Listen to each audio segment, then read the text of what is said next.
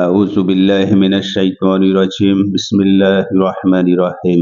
আজ আমাদের টপিক হলো সূরা আলা আয়াত ৮ নং আয়াতে এই ৮ নং আয়াত এই আয়াতের দার্শনিক ও গাণিতিক বিষয় নিয়ে বৈজ্ঞানিকভাবে আমরা আলোচনা করব ইনশাআল্লাহ। আমি আপনাকে সহজ পথকে সহজতা করে দেব। এখানে আল্লাহ বলেছেন নবী মুহাম্মদকে আমি আপনার জন্য সহজ পথকে সহজতা করে দেব।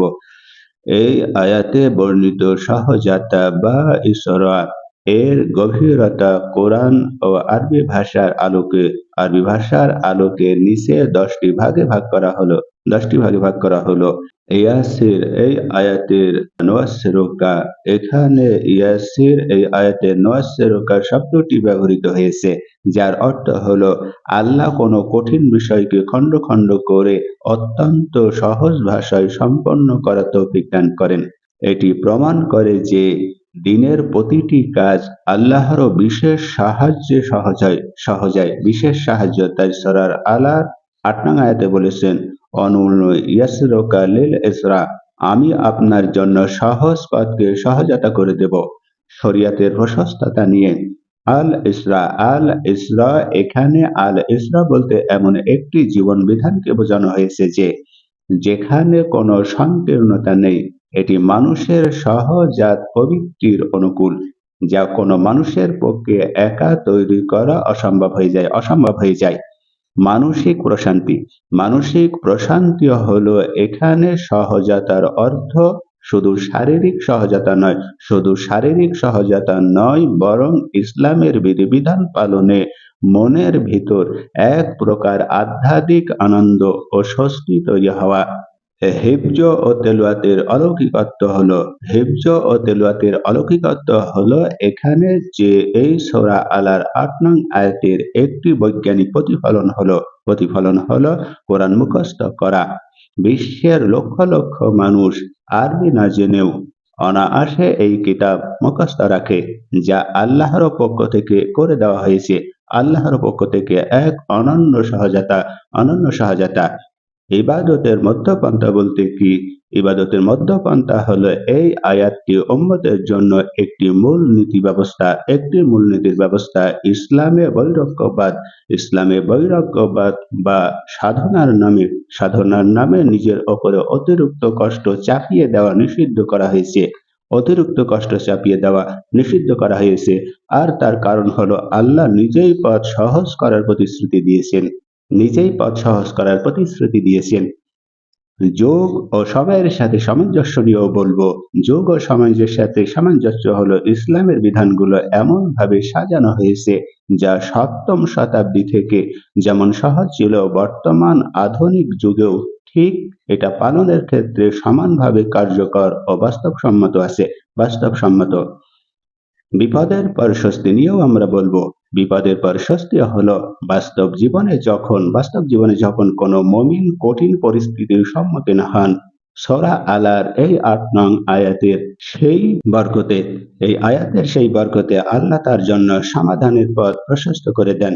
আল্লাহর গুণবাচর শক্তির বহিঃপ্রকাশ এখানে। আল্লাহর গুণবাচন এর শক্তির বহিঃপ্রকাশ হলো এটি কোনো মানুষের রচনা হতে পারে না। তার কারণ হলো এখানে নুন শব্দ ব্যবহার করা হয়েছে। নুন অক্ষরটি হলো নাহুনু আমরা অথবা আমরা আল্লাহ এই অর্থে ব্যবহৃত হয়েছে। নুন অক্ষরটি এখানে নাহুনু আমরা আমি আল্লাহ এই অর্থে ব্যবহৃত হয়েছে। এটি আল্লাহর সার্বভৌম ক্ষমতার ঘোষণা করে যে তিনি একমাত্র সহজ করার মালিক। তিনি সাফল্যের সুসংবাদ নিয়েও আমরা বলবো। সাফল্যের সুসংবাদ হলো ইসরা শব্দ হলো এর বিপরীত হলো কঠিন। উসরা মানে কঠিন। এই আয়াতে আল্লাহ নবী সাল্লাল্লাহু আলাইহি ওয়াসাল্লামকে বলেছেন, প্রতিশ্রুতি দিয়েছেন যে তার দাওয়াতের শেষ পরিণতি হবে অত্যন্ত শুভ এবং সফল। এখানে শেষ পরিণতি হবে অত্যন্ত শুভ ও সফল। পরকালীন মুক্তির ব্যাপারেও এই আয়াতে আল্লাহ কিছু ইঙ্গিত বহন করেছেন। এই সহজ পথ বলতে মানুষকে কেবল দুনিয়াতে বুঝায়নি, দুনিয়াতে নয় বরং কিয়ামতের দিনের ভয়াবহতা থেকে রক্ষা করে জান্নাতের পথ সহজ করে দেবে। সেখানে ইনসাফের মানদণ্ড ভারী করা হবে। ইনসাফের মানদণ্ড থাকবে। আল্লাহ এতগুলো গাণিতিক বিষয় সহজ করে দিলেন শুধু একটি আয়াতের মাধ্যমে। এই জন্য কোরআনুল কারিমে আয়াতের ব্যাখ্যাগুলো খুব সূক্ষ্মভাবে করা আবশ্যিক। সংক্ষেপে নবী সাল্লাল্লাহু আলাইহি ওয়াসাল্লামকে এতগুলো বিষয় আল্লাহ জানিয়েছেন যে অনুইয়সিরাকুল ইসরা, আমি আপনাকে সহজ পথে সহজতা করে দেব।